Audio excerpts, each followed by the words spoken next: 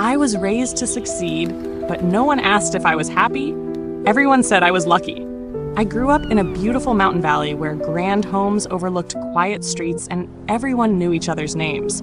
My family had everything anyone could ask for: wealth, respect, opportunities, and a future that seemed already planned. From the outside, my life looked perfect, but perfection can become a prison. In my town, there were no fences separating people, only invisible walls. The wealthy lived one life, while everyone else lived another. We shared the same streets, yet somehow we were worlds apart.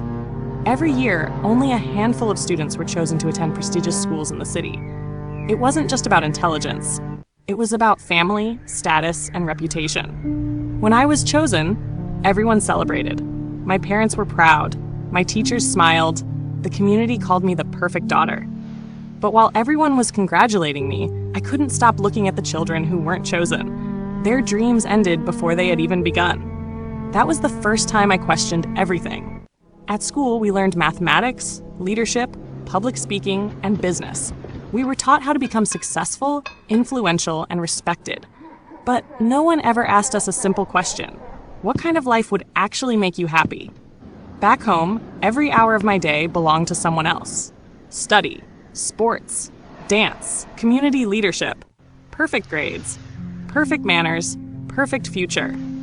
I became very good at succeeding.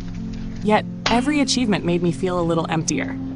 Then I started noticing the people no one ever talked about: the workers opening their shops before sunrise, the gardeners quietly caring for flowers, the farmers laughing together after a long day's work, children creating games with almost nothing. They owned far less than my family, yet they smiled more often than anyone I knew. That's when I realized something. Maybe success and happiness weren't the same thing. Every evening I stood at my bedroom window looking toward the distant city beyond the mountains. I wasn't dreaming about becoming richer. I was dreaming about discovering who I really was. Eventually, I packed a small suitcase, then unpacked it, then packed it again. Not because I was afraid of leaving, because I loved my family. They wanted the best for me. They simply believed that someone else's definition of success was the only one that mattered. One quiet morning before sunrise, I walked through the empty village one last time. Mist drifted through the streets. The world was silent.